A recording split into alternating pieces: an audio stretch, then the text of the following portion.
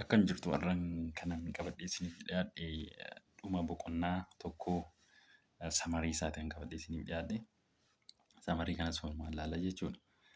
Samariin kun ilaaluun kan barbaachiseef isaan kanaan dura viidiyoo darbe keessatti ibse irra deebi'uudhaaf akkasii yaadattaniifidha jechuudha. Samarii cuunfameeti kan yaadni ta'e kan dhiyaatee jiru jechuudha. Kanaafuu yeroo isin ibsu gadi fageenyaa osoo hin taane inni kun akkasii yaadattaniif jechuudha. Viidiyoon kanaan dura hojjechaa ture keessatti isin ibsaa ture keessatti akkasiin yaadattaniifidha. Kanaafuu sa'aatii keenya waliin deemnu jechuudha. Chemistry is a science that deals with the property, composition, and the structure of the substance, the transformation they undergo, and the energy that released or absorbing during the process. Chemistry science ta'een waa'ee maaliitiin inni qoratu waa'ee property, waa'ee composition, and akkasumallee structure substanceota inni qoratu jedha. Amala isaanii, composition isaanii, structure isaanii, boca isaanii waan akkasii isaaniitiin inni qoratu. Akkasumallee waa'ee energy jechuudha. Release godhamoo absorb godhadha. Waa'ee yeroo processing gaggeeffamu yookaan fakkeenyaaf processing keemikaalii tokko ni gaggeeffamu ta'e, nyaata keemikaalii tokko yookiin immoo jijjiirama ta'e tokko ni gaggeeffamu ta'e, energy release godhamoo absorb godhe fudhatamoo energy ni ofitti fudhatamoo akkasumallee gara alaatti baasee kan jirudha jechuudha. The study of the modern chemistry has many branches, but can generally be broken into 5 main discipline or area of study.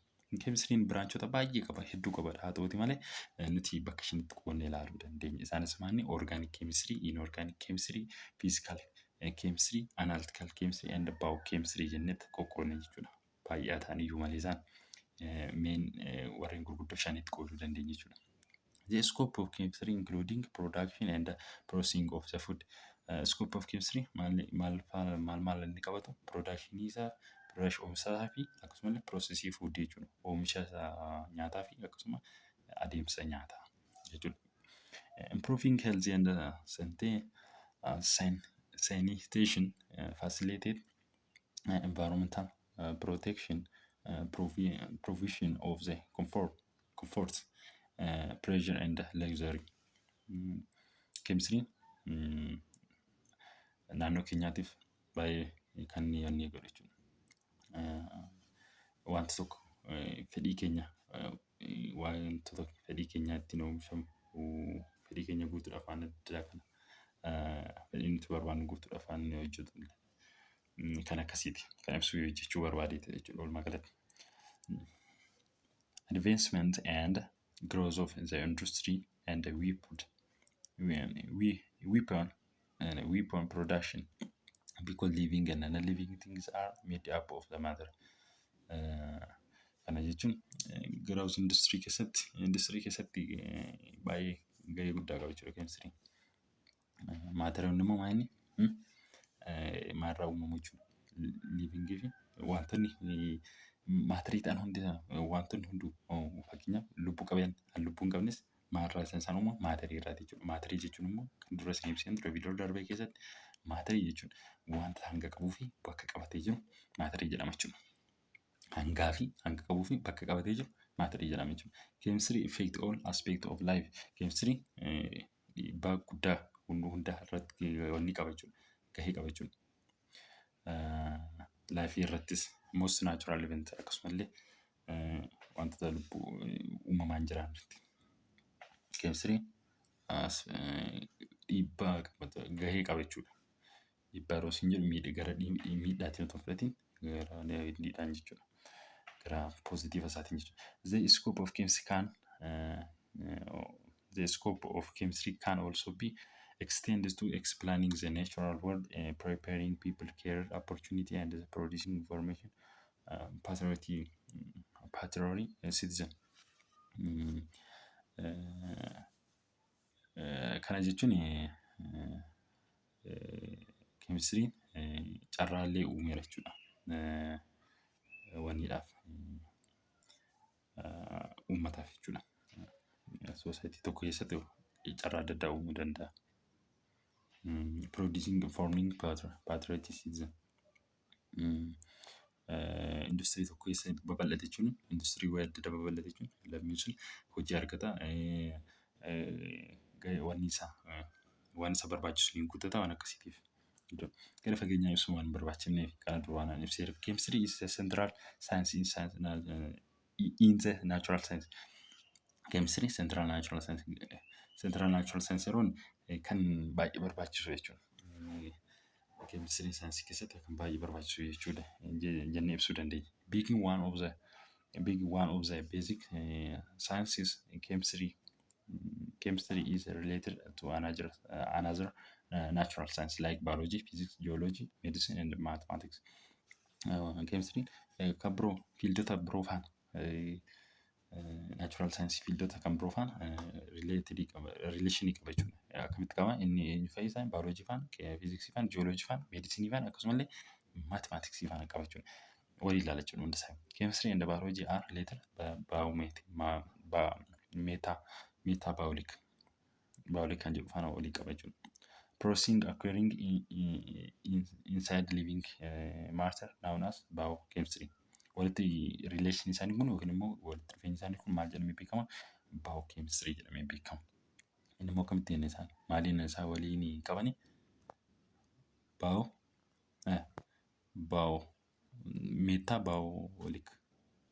Metabolic process kan jedhu kanarrattidha jechuudha. Kanaan isaan walitti dhufeenya qaban jechuudha. Chemistry and geology no akkamitti? Chemistry fi geology. Chemistry and geology no are related by processing that control the abundance and composition and contribution of chemical compound and isotope inside the crust of the earth known as geochemistry. Amma gaa akkamitti isaan geology fi chemistry waliin qaban? Geology waa'ee lafaa fi wanni rookii qorata inni irra waa'ee dhagaa waa'ee lafaatti inni qorata jenneera. Chemistry immoo waa'ee sabistaansota structure isaanii akkasumallee composition isaaniiti. Kana jechuun immoo elementiin tokko yookiin rookiin tokko lafa keessa jiran hammamiin jiru, persentii hammamiin jiru, akkamiin jiru, makaa maaliitiin jiru kan jedhu kan inni qorate jechuudha. Geochemistry. As a sub-discipline of the chemistry and physics that investigate physico-chemical phenomena using technique from the atomic and molecular physics and considered the matter physics. And physics is known as a chemical physics. Isaan kun immoo chemistry fi physics jechuudha makaa isaanii. Ammoo wanyaatti isaa chemistry physics chemistry tokko keessatti waa'ee humna isaanii waa'ee maalii isaanii akkamitti isaan attractive godhan akkamitti isaan wal harkisanii wal nyaata gaggeessanii waa'ee humna achi keessaa fa'a qoratan bifa maaliitiin ilaalan immoo bifa physicsii jechuudha. Haala physicsii ittiin qoratuun qorate jedha achi keessaa waa'ee sana keessa jechuudha. Medicine keessattuu chemistry and medicine are related by discipline that includes the design, development and synthesis of pharmaceutical drug called medical chemistry kan jedhu. Kanaan inni qopheessu qoricha tokko qopheessuudhaaf chemistry fi medicine wal faana qaba jechuudha. Innis maal jedhamee waamama? Medical chemistry. Amma qoricha tokko nu dhukkube kan qoricha yoo nu dhukkube qoricha yoo nu fudhannaa miti isaan kana qopheessa jechuudha. Inni jechuudha chemistry ni gahee qaba jechuudha. Keemikaala adda addaa fayyadamee waan adda addaa fayyadameeti kan inni qopheessu. Kana faana walitti qabee waliin hariiroo qaba jechuudha. Chemistry and mathematical are related by the area of the research engaged itself principally with the mathematical modeling of the chemical phenomena called mathematical chemistry. Isaan immoo walitti dhufeenyi isaanii kun maal jedhamee waamamu? Relation isaanii kun mathematical chemistry. Inni immoo akkamitti qaba? Fakkeenyaaf yoo fudhanne volumii hammamiitiin yookiin immoo temperature hammamiitiin kan jedhu qorate jechuudha. Mathematics inni barbaachisa jechuudha. Volumii hamma kamtaa temperature hamma kamii immoo inni qorra kan jedhu kana qorate isa malee ta'u jechuudha. Mathematics malee wanti kun overdose fudhannee akka kamiin godhan jedhu overdose fudhachuu hin qabnu kan jedhu kana karaa kunuu qorate jedhu. This chemistry as fundamental to our world.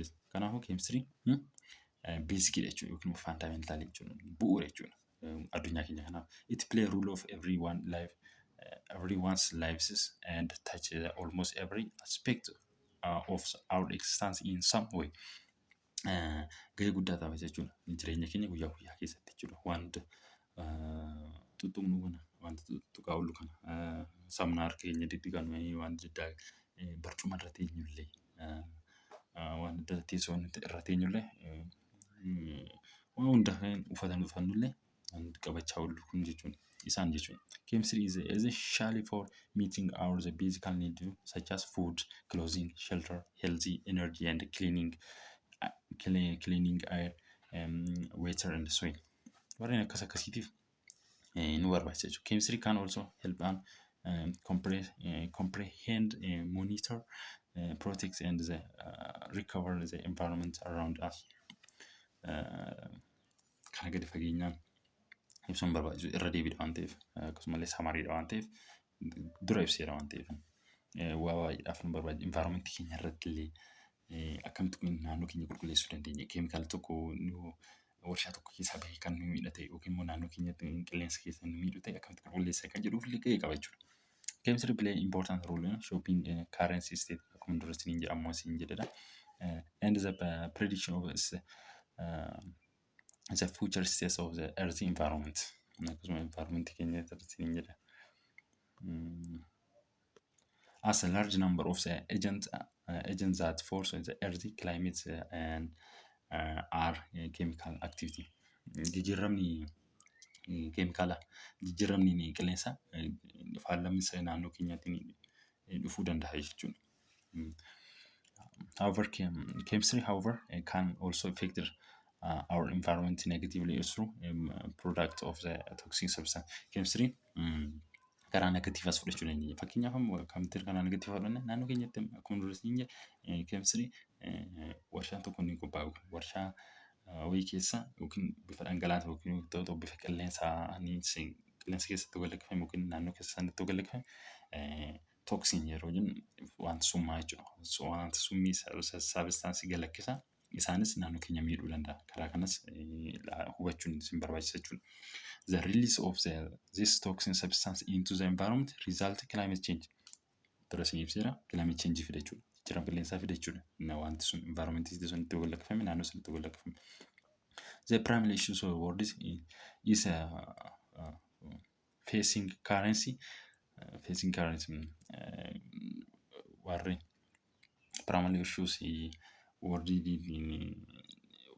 addunyaa keenya kana irratti warreen akkasiin baay'atu jechuudha. It is therefore high time to seek the solution problem using our chemical knowledge. Kanaafuu wanni kana furuudha qabna jechuudha. Knowledge chemical knowledge wanni itti fayyadamne knowledge chemicalii qabnu jechuudha. Knowledge chemical wanni keenya knowledge chemical qabnuun keenyaan jechuudha.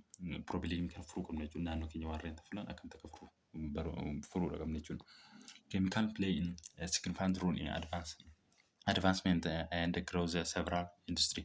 Chemistry maani gahee guddaa taphata jechuudha. Maal irratti naannoo keenya irratti guddisuudhaaf industirii irra naannoo keenya industirii naannoo keenya guddisuu biyya keenya guddisuu gahee guddaa qaba. There are several chemical product industries that produce a number of the chemical product.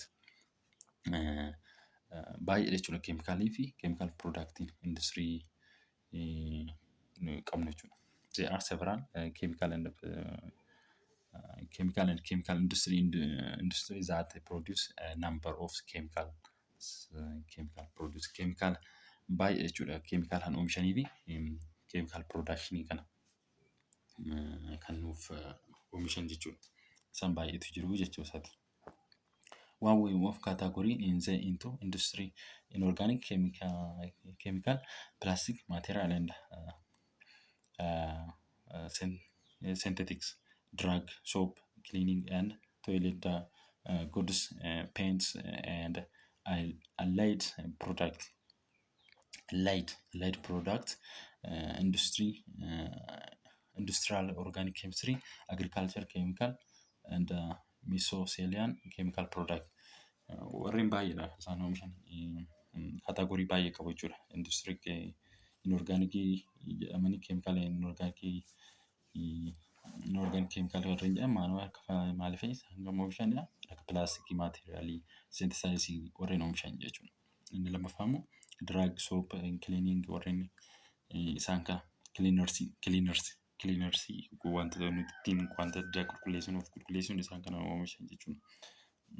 Tolee warreen mana fincaanii keessatti itti fayyadamnu qulqullinaaf jechuudha. Warreen akkasii oomishuudhaaf jechuudha. Kana dura ibseen ture jechuudha viidiyoo darbe keessatti waan haaraa miti. Ishii kana immoo industirii Itoophiyaa keessatti argaman isaan baay'ee kan ulfaatu miti. Isaan ibseen ture jechuudha viidiyoo darbe keessatti. Ifama ishii kana ibsuudhaaf walumaa galatti isaan kana ilaalaa viidiyoo yookiin immoo isinitti agarsiisuu hin danda'amayyuu yookiin isin hin galatee viidiyoo isa darbe ilaaltu jechuudha. Walumaa galatti kunoo isa kana ilaaltu jechuudha gabatee kana. Eessatti akka argaman maaliin akka argaman ishii kana ilaaltu. Kana isin hin galataan ammoo viidiyoo isa paartii isa darbe keessatti ilaaltu jechuudha. Har'aaf samariin kana fakkaata. Samariin kana fakkaata. Reverse exercise waliin hojjenna jechuudha. Reverse exercise maal akkan jedhu waliin ilaalla. True or false jedhiidha. Osoo yookiin dhugaa jedhii osoo fayyadtee sababa isaa dhiyeessidha. Chemistry is number one maal jedha? Gaafa tokkoffaa. Chemistry is a science that deals with the study of the way we living things behave. Waa'ee amaloota lubbu qabeeyyii qorata chemistry. Nuti soobadha jechuudha. Inni waa'ee maaliitiin inni qoratu? Waa'ee structure wantoota akkasumallee structure isaanii akkamitti akka isaan argaman composition isaanii kana faana inni qoratu. Kanaaf falsidha jechuudha. Waa'ee living things inni qoratu. Waa'ee yookiin immoo waa'ee energy, waa'ee transformation qoota energy akkamitti waa'ee transformation of energy fa'aa qorata jechuudha. Wantoonni tokko akkamitti kanaan argaman kan jedhu.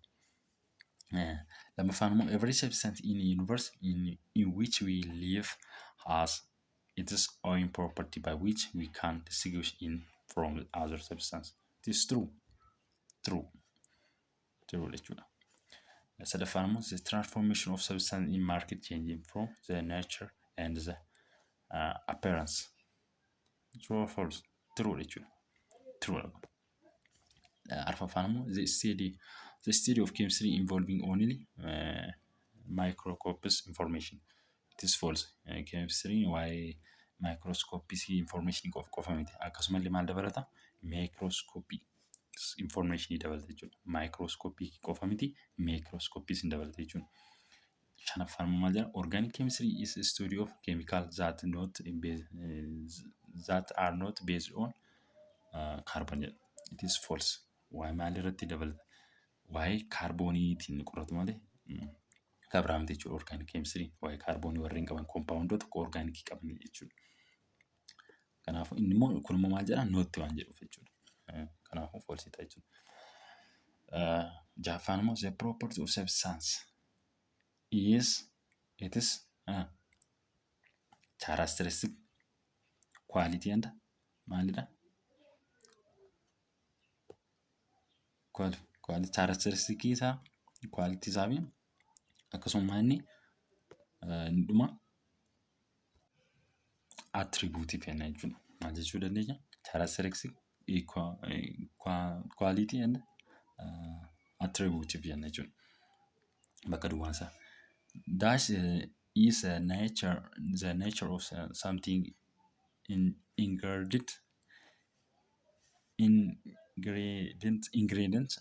or constituent, the way in which whole or mixture is made up of maali maarraati onni jechuudha. Kan isaan irraa mixture isaanii compound jechuudha. Compound mixture isaa compound jechuudha. Compound is the nature of something ingredients and the constituent ingredients or constituent the way in which whole or mixture is made up. Kanaaf compound jechuudha. Compoundoota makkoota adda addaa irraa kan isaan uumaman. Elementii tokko lamaaf isaa irraati kan uumaman jennetti kaafnee turre iddoo darbe keessatti. Saddeettaffaan immoo number 8, question number 8, the arrangement of and the relation between the party of the elements of the something complex is known as it is structure. Structure jechuudha. Deebii kana afaan maal ta'a? Bakka duwwaan kun structure jechuudha. Structure. Dash is a power derived from the utilization of physical and chemical resource, especially proving light and heat. Maarraati jechuudha. Energy jechuudha. Bakka kana energy bakka bu'u. Energy is a power derived from the utilization of the physical and chemical resource, especially to provide light and heat. Energy jechuudha. Dash kurnaffaan immoo dash is a study macroscopic property, atomic property, and phenomena in physical, chemical, in chemical system. Kunumaan physical chemistry jechuudha. Bakka duwwaa kanaan physical chemistry is study of macroscopic property, atomic property, and phenomena in chemical system. Kudha tokkoffaan dash is the study of composition of matter. Kan ammoo analytical chemistry jechuudha. Analytical chemistry is the study of the composition of matter jedhu. Kun ammoo paartii sadaffaan immoo kudha lammaffaa kudha salgaffaa gaaffii bakka duwwaanii guutte jechuudha. Deebii kennituuf jechuudha. Gaaffii define the term industry. Define godheedha. Industry. Term industry jechuun maal jechuudha? Industry jechuun maal jechuudha kan jedhu. Chemical industry jechuun chemical product jechuun. Kudha sadaffaa immoo what are the role of chemistry play in production and society. Kana isiniin dubbisaa hundasaa akkasiin ibsi iddoo tokkotti deebisaa isiniif jechuudha. Deebisaa iddoo tokkotti kana hundasaa isinii ibseetan deebiin gaaffiinsa maal jedhan jedhu isin ibseetan iddoo tokkotti gaaffiinsa isiniif ta'a. Isin immoo viidiyicha paawus gootan yookiin dhaabdanii deebisaa kanaaf barreeffatu yookiin lafa keewwatu jechuudha. Maal inni gaaffii kudha sadaffaan keemistiriin maal inni taphanni taphatu yookiin immoo gahee inni taphatu maali? Piroodakshinii fi oomishaa fi hawaasummaa keessatti jedha. Hawaasummaa keessattii fi oomisha keessatti maal gahee inni taphatu hin jedhu. Kudha afuraffaan immoo 14, question number 40 maal jedha? What does chemistry play a role in increasing comforting pleasure and luxury? Maanni uniifaan inni keemistirii kan inni gahee inni taphatu maal irratti wantoota uniif barbaachisan waan keenya guutuudhaaf fedhii keenya guutuudhaaf waan guutuudhaaf maal isaan dhiibbaan nuuf kennu yookiin faayidaa nuuf qabu kan jedhudha. Mention kudha shanaffaan immoo maal jedha? Mention at least 10 chemical industry food in Ethiopia and their chemical product. Chemical industry Ethiopia keessatti argaman kudhan tarreessii jedha. Isas hin tarreessitu jechuudha. Which branch of chemistry has high scope? Chemistry branchii chemistry keessa high scope kan qaban kamidha jedha. Isaan keessaa maaliif kan jedhu jechuudha. Tarreessuu dandeessaanis deebisaa lafa isiniin kaa'e jechuudha. What are the 5 field of chemistry? Fiildota shanan jiran sun chemistry maalidha isaan? 5 field kan jedhamu sun ana organic jennee tarreessinee ture. Isa isiniin tarreessa jechuudha. Shanansaa sun isiniin kaa'e jechuudha. Booda paawus gootanii yookiin dhaabdanii ilaaltu viidiyoo kana. What will be the future efforts of the chemistry? Future efforts isaanii fuulduratti isaan nuuf kaa'an jechuudha. Isaan nu fayyadan, isaan nuuf fuuldura keenyaaf nu abdachiisan maal isaan jedhu. What job can do you with chemistry? Maal chemistry faan nuti ati hojjettu maal jedhudha. Isa gaaffii kudha lammaffaan kudha salgaffaa kanatti deebisaa isiniifaan kaa'aa jechuudha. Deebiin isaanii kunuuti kana fakkaata kudha lammaffaan kanadha. Isin immoo viidiyoo sana paawus gootanii ilaaltu jechuudha. Paawus gootanii barreeffatu jechuudha. Kudha sadaffaan kana fakkaata. Kudha arfaffaan illee akkasuma. Kudha shanaffaanis akkasuma teebilii ilaaltaniiti teebilii kitaaba keessan irra jiru sun teebilii 1.1 keessan waa'ee industirii Itoophiyaa keessatti argaman sun isaan ilaaltu jechuudha. Ilaaltu gabatee sun yoo ilaaltanis isiniif ta'a jechuudha. 15ffaadha. 16ffaadhas kunoo deebisaa kana fakkaata. 15ffaanis akkasii. 17ffaa 18ffaas 19ffaa immoo viidiyoo kana paawus gootanii ilaaltu jechuudha. Dhaabdaniiti. 18ffaa immoo kanadha. Kana fakkaata. Egaa xumurri yuunitii 1 yookiin boqonnaa tokko kana fakkaata.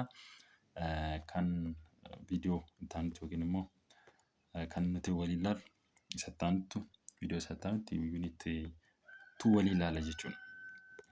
Yuunitii 1 keessatti kan ani hojjedhe yookiin kan sirreessuu qabu naaf himuu hin dagatinaa koomentii jalatti naa barreessaa jechuudha. Yoo kanan iddoo ifan taane immoo irra deebi'ee illee isiniif hojjechuu nan yaala jechuudha. Isin koomentii jalatti naa barreessuu hin dagatinaa yookiin immoo haala ittiin ani hojjedhu bifa kanaan hojjettee gaariidha kan jedhu naaf himaa jechuudha. Isatti aanutti waliin ilaalla jechuudha. Viidiyoo isatti aanutti yuunitii 2 measurement and scientific method kan jedhu waliin ilaalla jechuudha. Chaanaalii kana subscribe gochuu hin dagatinaa. Subscribe yeroo gootan isin fayyada jechuudha. Maaliif viidiyoo haaraa yeroo galchisu viidiyoo haaraa galchifame kan jedhu isin beeksisa jechuudha. Notification isin qaqqaba. Laayikis gochuu hin dagatinaa jechuudha. Kanaafuu waan sirreessuu yoo jiraate haalatti isin barsiisu kana sirreessuu yoo jiraate koomentii jalatti naa barreessaa jechuudha. Haa ta'uutii dhiifama isin gaafadha yoo sagaleen qulqullinaan qabu ta'e viidiyoo kana yeroo hojjennu sagaleen alaan tokko tokko ni dhaga'ama. Dhiifama isin gaafadha jechuudha isaaf.